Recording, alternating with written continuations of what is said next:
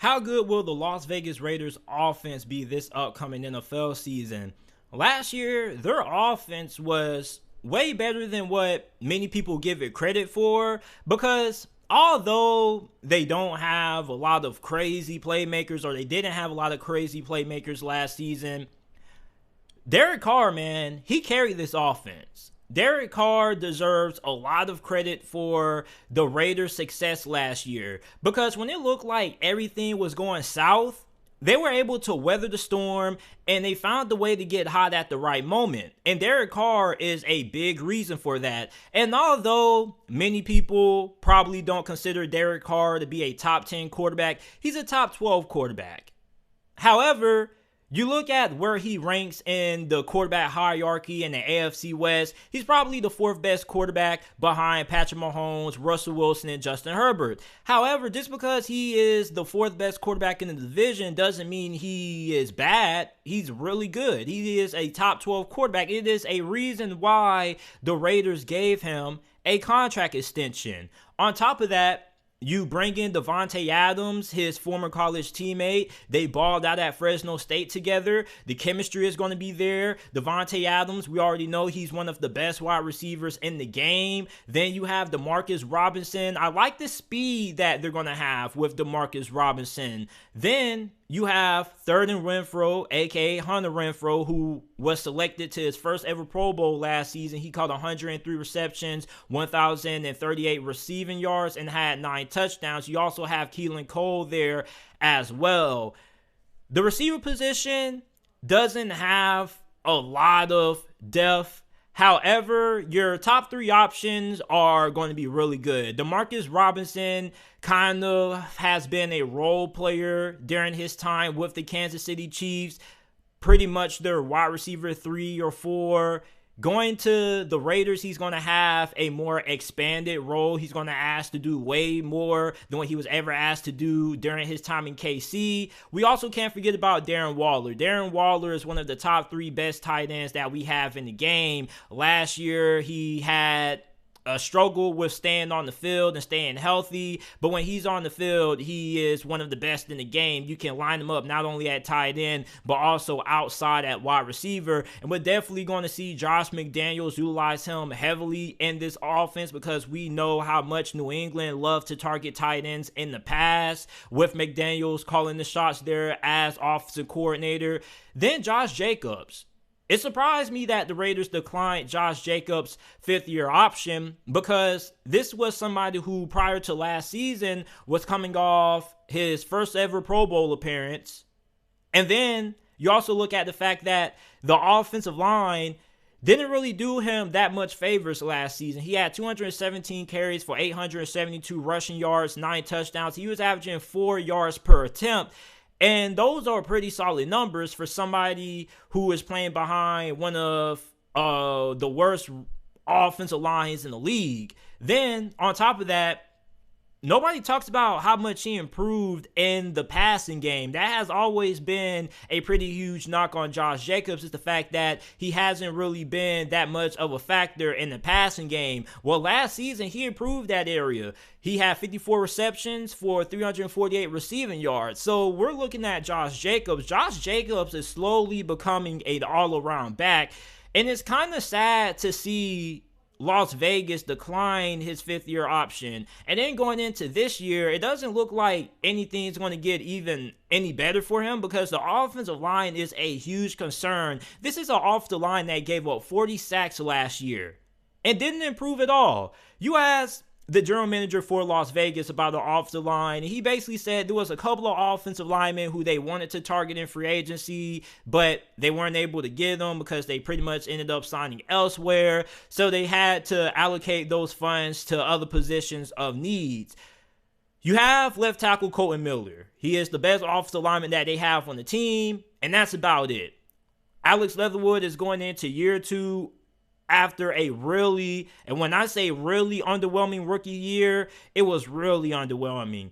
Where is he going to play? Is he going to play right guard, or is he going to play right tackle? Probably right guard, because at right tackle, they re-signed Brandon Parker to a one-year deal, $3.5 million with $2.6 million guaranteed. The Raiders general manager thinks that Brandon Parker has a lot of room to grow as a player. He's only 26 years old, and he doesn't think that he's peaked yet.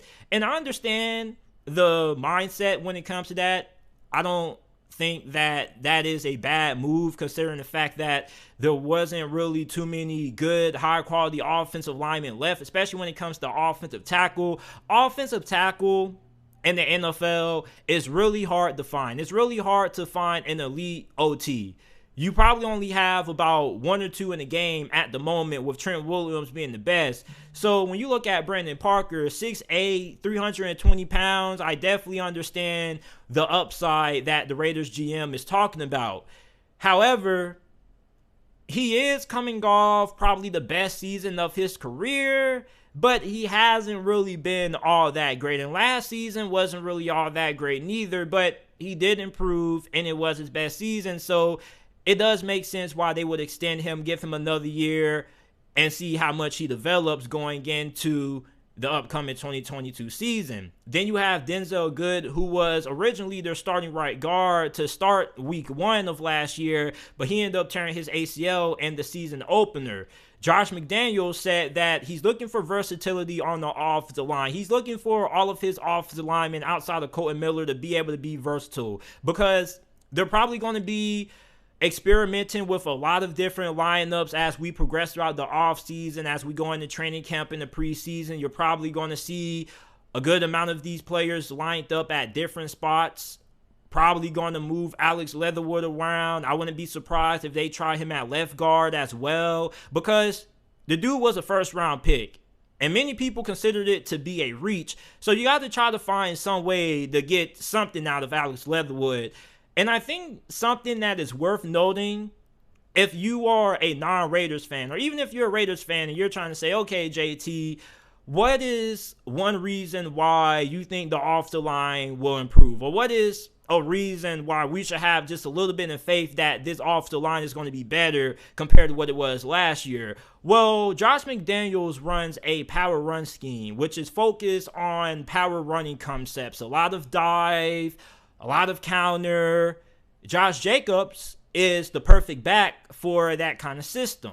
On top of that, offensive lineman, offensive guard, John Simpson, Alex Leatherwood are better suited for this kind of scheme compared to the previous scheme that they used to run under their previous offensive coordinator. Then, on top of that, you could say that it's wishful thinking and the talent may not be there. However, scheme is really important, because one player may not be great in one scheme, and then he ends up having a new head coach, and then he ends up being really good in another scheme. Sometimes it's all about trying to figure out what players' strengths work best at which positions, and then which player's strengths works best in whichever scheme. You look at Josh McDaniels, he is one of the best offensive minds that we have had in the game. He knows how to adapt the offense to his personnel. He did it with New England last year. We saw New England had a lot of success with rookie quarterback Mac Jones. Season before that, even when they had Cam Newton at quarterback, the offense was able to adapt. Many people questioned if Cam Newton was going to be a good fit with New England. A large reason why Cam Newton had a little bit of success that one year, even though it wasn't great, he played better than what I initially thought he would have done prior to him getting COVID. I think that Josh McDaniels also had a really good scheme designed around him. So for Josh McDaniels, he's going to try to do the best that he can with this offensive line, but I'm a little bit disappointed, because before I was doing research for this segment, I was going into the thought process that the Las Vegas Raiders were going to have a top 10 offense this year. Sadly, with the offensive line not really being all that improved and a lot of question marks on it, it's going to hold this team back. And I know you Raiders fans are going to push back on that, but we have to see things for what it is. We can hope that they move a couple of guys around and that some guys end up playing a little bit better at other positions, but the reality of the situation is this. You're going against Khalil Mack. You're going against Joey Bosa. You're going against Randy Gregory, Bradley Chubb. You're going to have to get good offensive line play if you're going to hope to have not only a good offense, but being able to compete in this division, because almost every team in this division has a pretty solid offensive line. And for Las Vegas, offensively, this team is still going to be really productive. They're still going to have pretty good numbers. However, the lack of talent on the offensive line is definitely going to hurt them. It's going to hurt them in pass protection. Derek Carr got sacked 40 times. Then you look at Josh Jacobs. This doesn't really help him at all.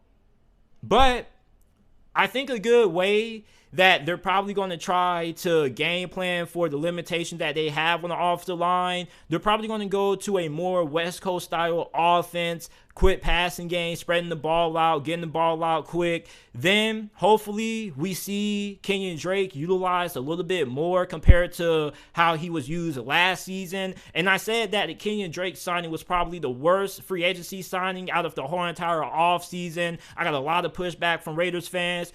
It looks like a year later, that statement still holds true because you paid him a good amount of money when you could have addressed other positions of needs and you didn't really use them. So with Kenyon Drake being the better pass catching back on this roster, he's going to be their third down back. He's going to be able to be lined up out wide in the slide. You can use him there. Let's not forget about rookie running back Zamir White. Zamir White is a tank out of University of Georgia. Excited about seeing what he does. You got Britton Brown, Sincere McCormick, who was undrafted free agent out of UTSA. You got Amir Abdullah. The running back position is going to be interesting, seeing who's going to end up being that third option behind Josh Jacobs. Because for Kenyon Drake, he's really on the team because of his ability to catch the ball out of the backfield. And I also think that if you're Josh McDaniels, you probably would like to utilize him a little bit more out wide because you also can play him there. So I'm looking at the Raiders offense. I think they probably are going to be top 15. I would like to see the offensive line improve. Maybe they're able to trade for somebody, or maybe somebody gets released or whatnot. But this offensive line definitely is going to hold this offense back in a lot of areas. I was having high hopes for the Las Vegas Raiders this season, but the more I start to dive into this team, the more concerned I kind of get offensively. However, I'm not going to be overly concerned because even though, like I mentioned, the offensive line is going to be the Achilles heel of this team, Josh McDaniels, being an offensive-minded coach, should be able to elevate everybody on this roster on the offensive side of football because he is considered to be an offensive-minded coach. So when you have an offensive-minded coach, the offense should never regress. So the Raiders offense, if it takes a step back this upcoming season compared to where it was last year, I'm going to be extremely shocked. Because the wide receiver position definitely is way more improved going into this season versus where they were last year. Because you think about the Henry Ruggs incident, you lost that speed there. Brian Edwards was really inconsistent. And without Darren Waller, the really only reliable option that you had was Hunter Renfrow. And Hunter Renfrow is going to go off. Don't be surprised if Hunter Renfrow ends up being an All-Pro this year. You think about Josh McDaniels. During his time with New England, some of the most targeted players in his offenses have either been the tight ends or the slot receivers. Wes Welker, Julian Edelman, all really good, phenomenal slot receivers with Josh McDaniels at the helm at OC. Hunter Renfrow was already a Pro Bowler last season. He could not only be an All-Pro, but he could solidify himself as the best slot receiver in the game under Josh McDaniels. So the skill position, even though there's not tons of depth there, your top guys, Adams, Robinson, Renfrow, Keelan Cole, they're going to be good enough. Darren Waller, you also have him. But the offensive line just really concerns me, and I think that's really what's going to hold this offense back and this team back. If the offensive line ends up exceeding my expectations, this team could end up having one of the better offenses in the league, at least top 10, if this offensive line plays up to par. So let me know what you guys think about the Las Vegas Raiders offense in 2022. How good do you guys think that is going to be? Let me know down in the comment section down below.